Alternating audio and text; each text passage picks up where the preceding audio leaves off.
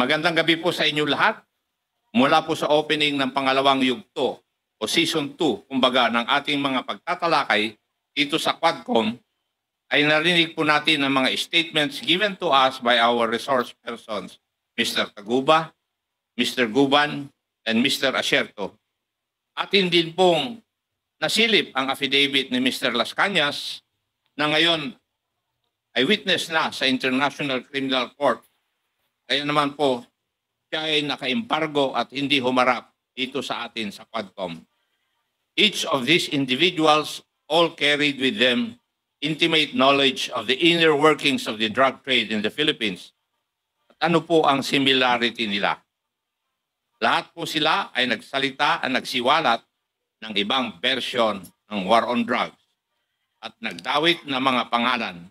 At dahil dito, lahat sila ay nagdusa and they earned the ire of then former President Rodrigo Roa Duterte.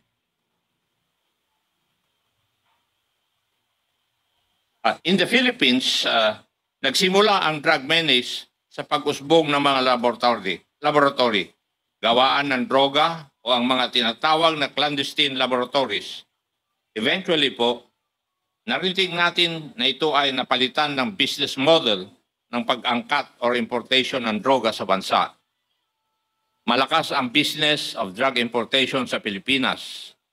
Ang isa sa mga kadahilanan nito ay ang mga importer ng illegal drugs were able to skillfully exploit cracks sa ating sistema para makapasok ang droga sa ating bansa. Ang tanong, bakit parang kabisado ng mga importers na ito ang mga vulnerabilities sa ating port security? Simple lang pala ang sagot. Dahil may protection, dahil may connection. For now, I will let these headlines shown here speak for itself. Narinig po natin ng paulit-ulit at nakondisyon na rin po ang ating mga utak na galit si former President Duterte sa droga. Sabi nga po niya sa ating law enforcement, pag may sangkot sa droga, kill, kill, kill. Ngunit the link between former President Duterte and drugs begins with the testimony of two resource persons before this committee, Mr. Mark Taguba and Mr. Jimmy Guban. Ito po ang tale of two shipments, istorya ng dalawang shipment. Dalawang shipments kung saan sumabit si Mr. Taguba at Mr. Guban ay nangyari noong taong 2017 to 2018. Yan din po ang taon ng height of the war on drugs ni former President Duterte. Kapansin-pansin na kahit magkaibang shipment at ibang transaksyon ang pinag-uusapan, ang detalye ng dalawang kwentong ito ay pareho.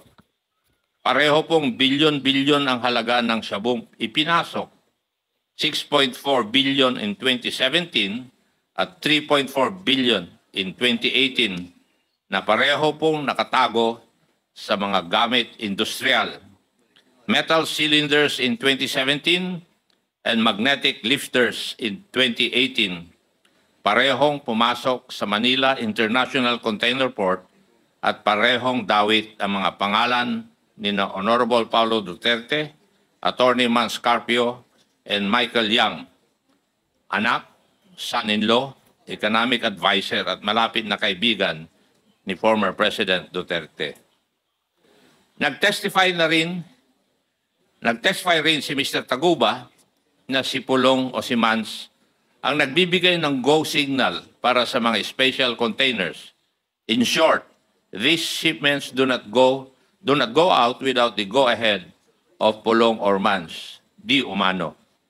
They allegedly control these shipments.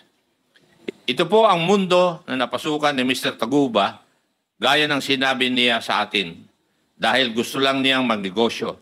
Kung gusto mo madali, lumapit ka sa Davao Boys. Yun po ang turo sa kanya. Yan po ang ginawa ni Mr. Taguba. Lumapit siya sa powers that be. Makikita po natin dito na baka meron ngang kailangang ayusin o baguhin sa ating mga batas dahil mukhang ang mga maliliit lamang na tao ang napapatawan ng sentensya. Ayon naman kay Mr. Guban, ang may-ari ng shipment sa kanyang kwento o ang shipment noong 2018 ay sina Mans Carpio, Pulong Duterte at Michael Yang. Naulit na naman ang mga pangalan na nabanggit ni Mr. Taguba. Ayon kay Mr. Guban, hindi niya pinangalanan ang tatlong ito sa pagdinig dati sa Senado dahil sa banta sa kanyang buhay at sa kanyang pamilya. Sino ba naman ang hindi matatakot?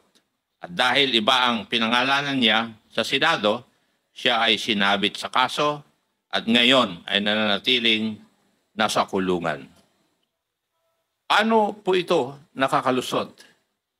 It's a crack in our system, a crack in the Bureau of Customs, ang TARA system. Simple lang po yung TARA system. It's grease money, lagay, given to the officials of the Bureau of Customs, among others, to push them into a more simple assessment of inbound goods. Halimbawa, aabutan ng 1 million pesos para hindi na ma-x-ray or buksan ng container na papasok. According to the tale of two shipments na nabuo sa testimonya ni na Mr. Taguba and Mr. Guban, ito po ang estilo ng mga illegal drug importers. Magbabayad ng pera sa mga opisyal ng BOC para mabilis na makalusot ang kanilang mga shipments. Oo nga naman, di ba? Paano madidetect ang isang shipment of suspected dangerous drugs kung simple assessment lang, walang x-ray or kahit anong form of physical examination? Ang mga nasangkot na pangalan sa ating tale of two shipments ay dapat palang matagal nang iniimbestigahan.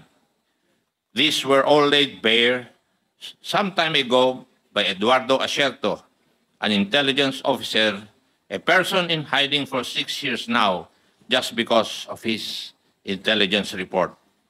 Nagkamali siyang pangalanan si Michael Yang. Oo, pinapapatay siya ni former President Duterte dahil sa kanyang report at dahil ginawa niya ang kanyang trabaho. At sino naman itong si Colonel Eduardo Asierto? Si Colonel Eduardo Asierto ay isang narcotics operative na nag-verify at nag-imbestiga ng mga illegal schemes na nangyayari po sa Bureau of Customs.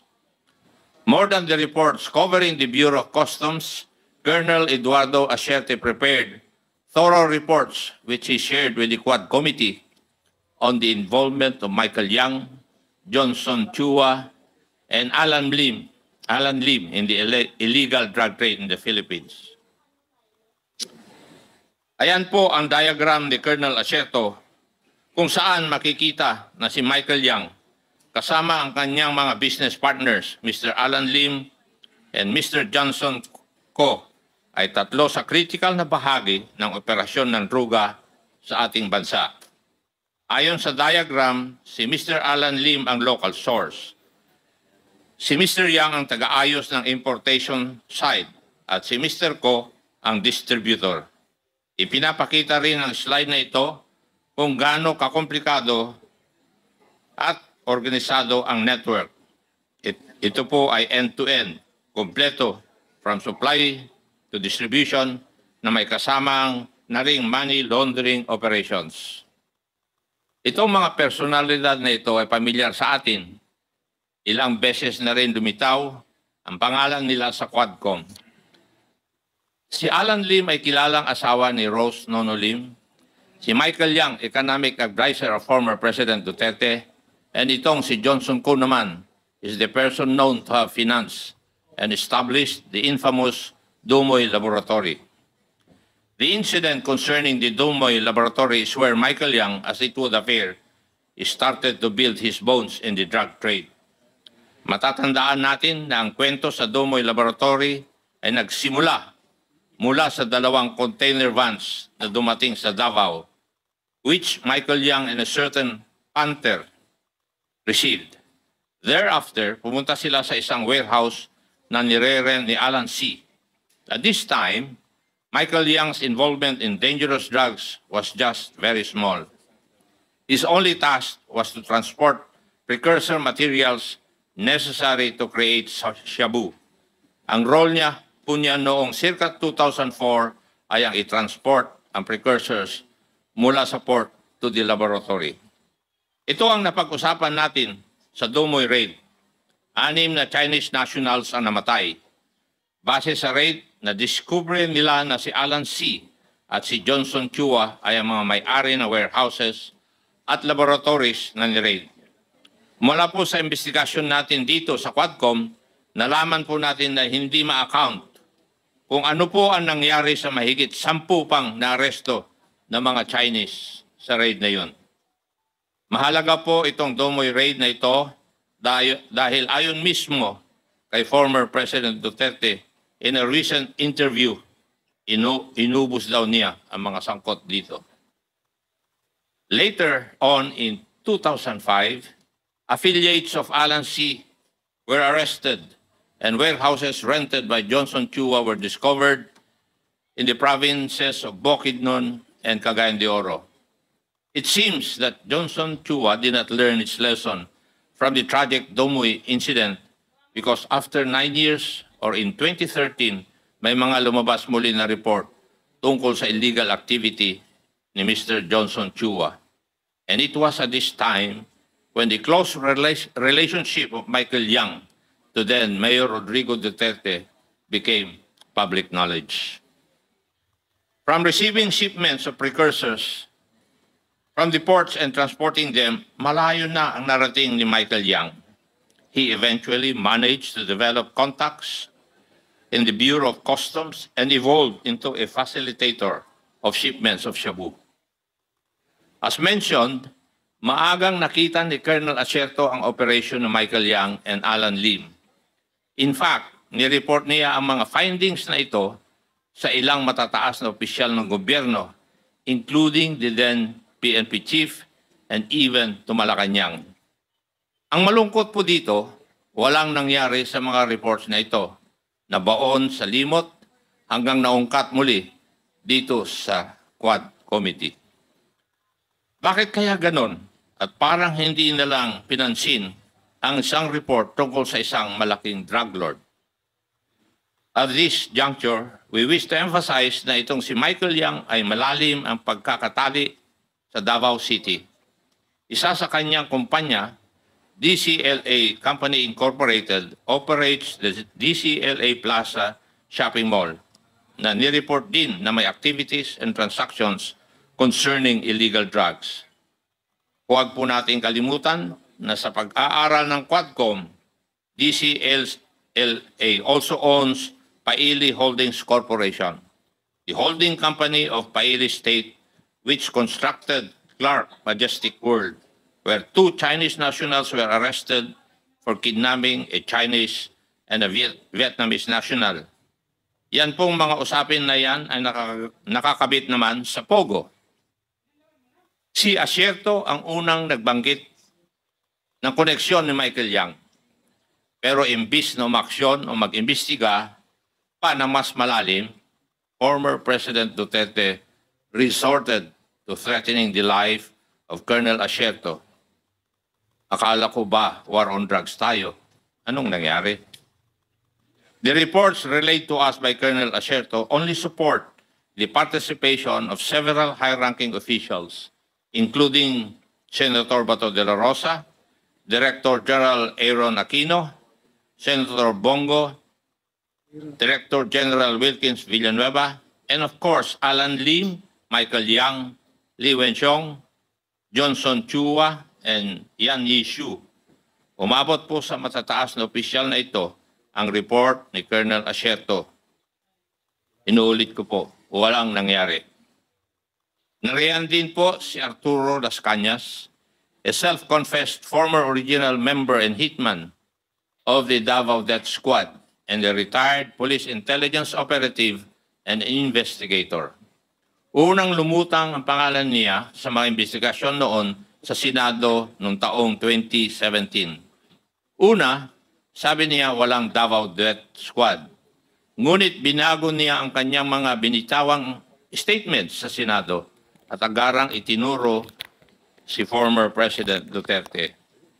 Sa kanyang 186-page affidavit na nakita rin ng Quad Committee na kwento ni Las Cañas ang tungkol kay Mr. Duterte at mga taong lagi niyang kasama, whether it be about drugs or about kill orders. Nagtatandem po ang usapin ng droga at ang extrajudicial killings or EJK. Incidentally, in his affidavit, Las Cañas recounts the infamous Domoy Laboratory. Ibang tao ang nagsabi, ngunit pareho ang kwento nila. The most compelling point of the narration was the fact that Las Cañas and company supposedly received 500,000 pesos from former President Duterte himself after 11 Chinese nationals who were Shabu Laboratory chemists and workers were killed. Maaalala po natin na inamin din ni former President Duterte na inubos niya daw ang mga ito. Bakit kaya pinapatay ni former President Duterte ang laboratory chemist and workers na isang Shabu Laboratory? Is this not a story that just seems all too familiar?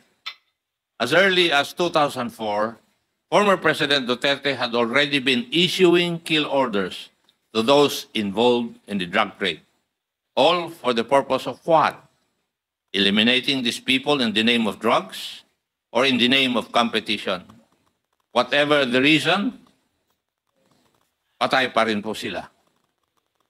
Just like Colonel Asierto, Las Cañas also makes the connection between Michael Yang and the Domoy Laboratory. Las Cañas goes beyond the events that transpired during the raid of the Domoy Laboratory at pinapakita pa niya na si Michael Yang ang naging employer ng mga Chinese nationals working as chemists and workers in the laboratory. Las Cañas also mentions a certain Alan C., who was one of the Chinese nationals apprehended and later killed. Does this not sound familiar? This is just like the tale of two shipments, two separate yet parallel incidents tied together by the same personalities involved.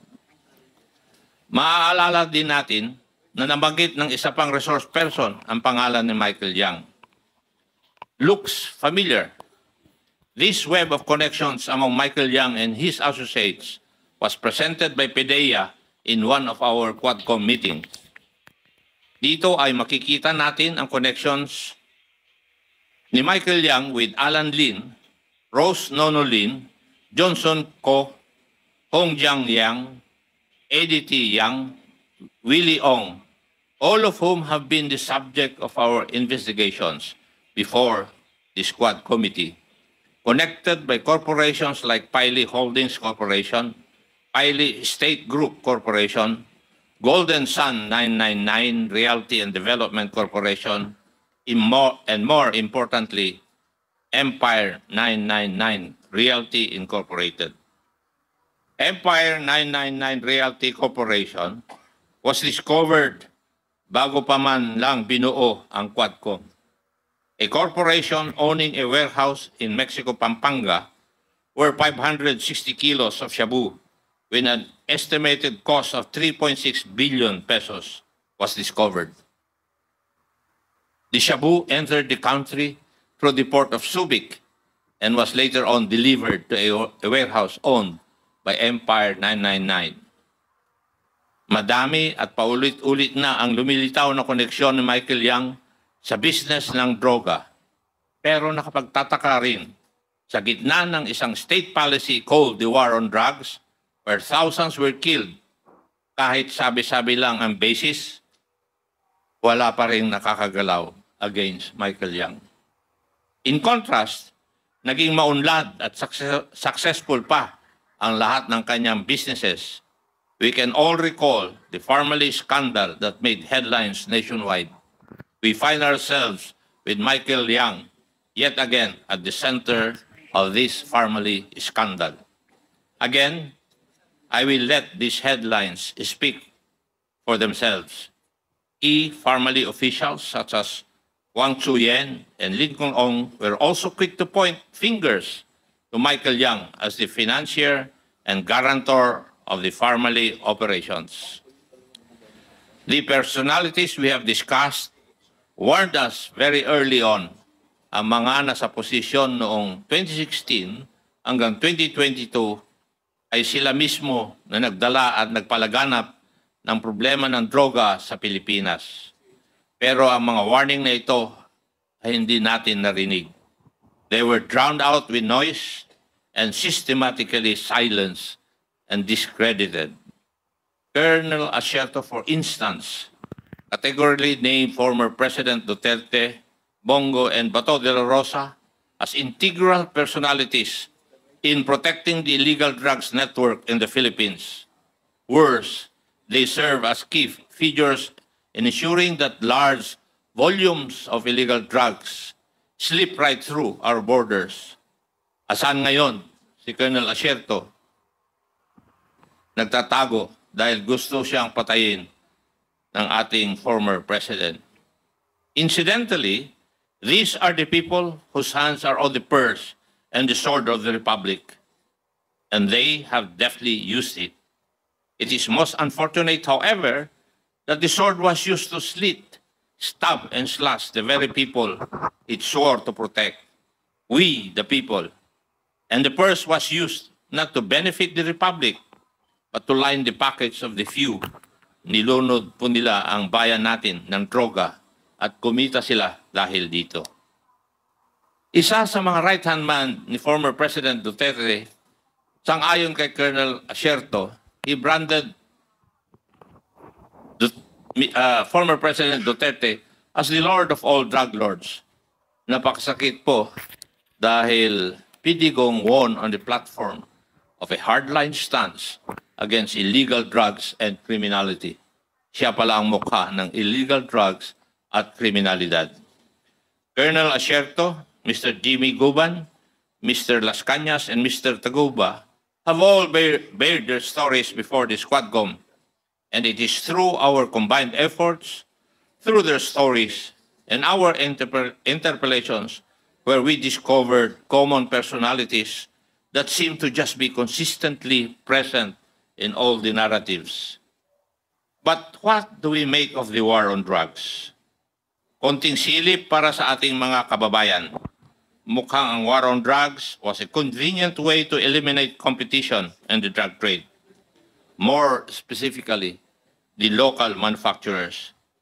Let us remember, ang key feature ng war on drugs ay ang reward system. Every kill is compensated. And the bigger the catch, the higher the video.